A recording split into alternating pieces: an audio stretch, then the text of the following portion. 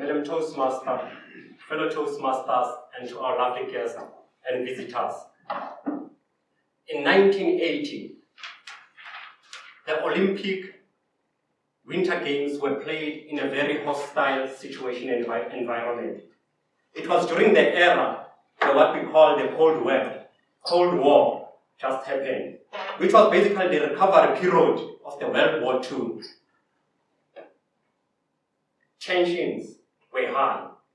Americans and Soviets were at it all the time amongst the forces during that era.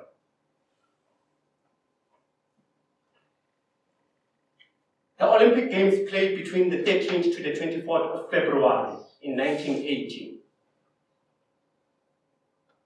But on the 22nd of February,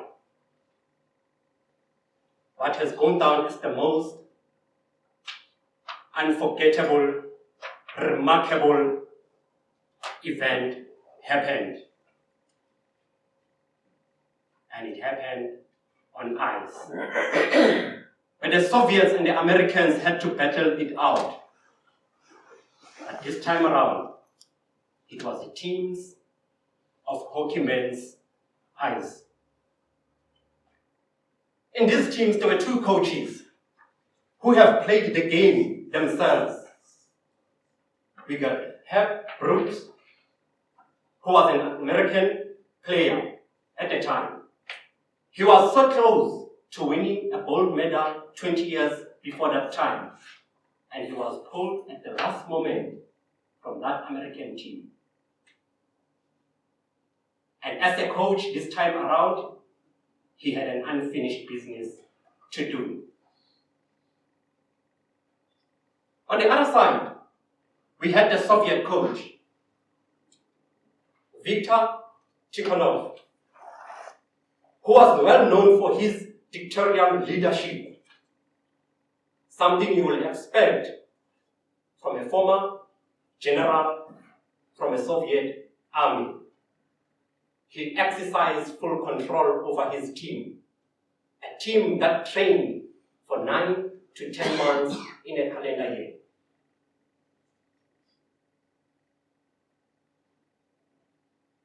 Herb Brooks was interviewed to come and join the American team.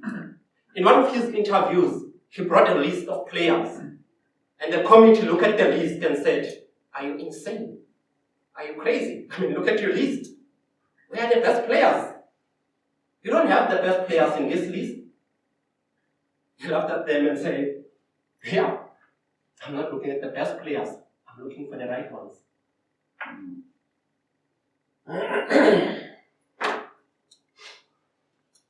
That was one of his defining moments. In getting the right ones, he developed a 300-question psychology test for his players to determine how they will react under stress. Because he had a confrontational style, he had no empathy for his players, and the test just told him how far he can push his players against the wall. In that Cold War situation, America had economic problems. Inflation rates were at their peaks. Interest rates at the banks were unaffordable. Filling stations, cars were in queues of chain. Some on reserve, some empty. The people couldn't even go. They were stuck in the cold weather. They couldn't go to even watch the games. But on the 22nd of February, 1980, the arena in New York was filled to capacity. As the people watched the American team, which consisted of those college boys, well known as amateurs at the time, and the Soviets, who were described as militants, and they witnessed those guys stepping on ice. In a night, one of the columnists from New York Times described it as follows. He said, "Unless the ice break, or unless American team or any other team performs a miracle, the Soviets will easily win a gold medal in this tournament.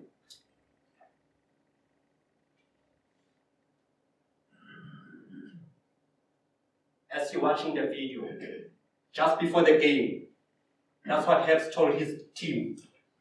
We can play 10 against them. They can win 9, but not this one, not tonight. Tonight, it's going to be different. That was before the game. The game eventually began. As the game began, the Americans dominated the Soviets. Something that even the Soviets were impressed about because they've been watching the Americans and resting some of their key players. In about 4th minute or so of the game, against the run of play, the Soviets scored. The stadium went quiet. But the determined Americans, 5 minutes later, in the 12th minute or so, they struck back. The score was leveled at 1-1. But this sport was born for Soviets. And they came back, 2-1, still in the first period. Just towards the end of the game, the Soviets looked at the clock. 10 seconds, 5 seconds or so. They thought it all done. The first period is about to end.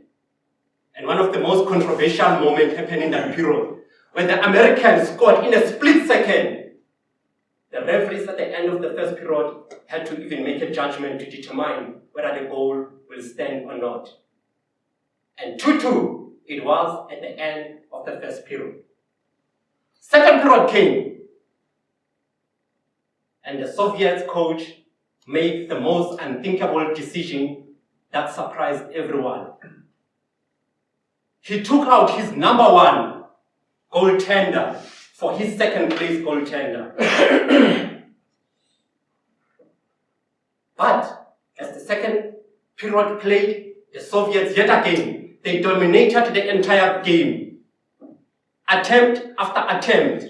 The only obstacle against them, it was the American goaltender, who surprisingly only allowed 1 goal in that second period. And it was 3-2 to the Soviets.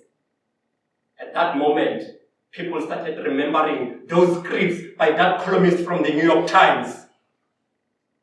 They started to see the cloud, a dark cloud, hanging over an American dream. That is how scripts were written.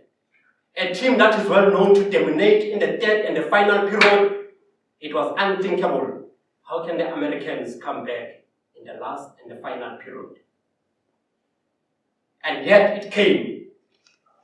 The Americans went through the game, surprisingly, equalized, and with 10 minutes before the end of the third and final period, who else can score the goal? Their captain came by and struck that 4-3 goal. And I can tell you, the last 10 minutes of that game, it was the longest 10 minutes in an American ice hockey team. And the very same 10 minutes I'm talking about, it was the shortest 10 minutes in the Soviet ice hockey team. And the best person to summarize the end of that game, it was the broadcaster at the time, who was counting down with the audience listening. And towards the last moments, he asked a question, and he said, "Do you believe in miracles?" And shortly after that, the final whistle blew, and he said, "Yes." And he answered. And the most unthinkable happened. The Soviets went down to Americans. As the CAP knew, during that period of its dominance, they won 8 medals out of 8 or 9. But one of those, in that era of their dominance, was an American one. In conclusion, ladies and gentlemen, I would like to bring some of the principles that HEP has brought here. Number 1, he mentioned to his team instead, this team is not talented enough to win on talent alone. And he built a team that was a family. And he went also through his tactics, never just took a dictatorial leadership style. He tested his team to see how far I can push them against the wall. And when he knew it, he exploited that. My message to you is, always look for the right people to do the job. Because sometimes talent is not good enough to make you cross the line. And lastly, don't just push against the wall. Know its strength, then push it just before it breaks and stop. Miracles happen when greatest opportunities are presented. Madam Toastmaster.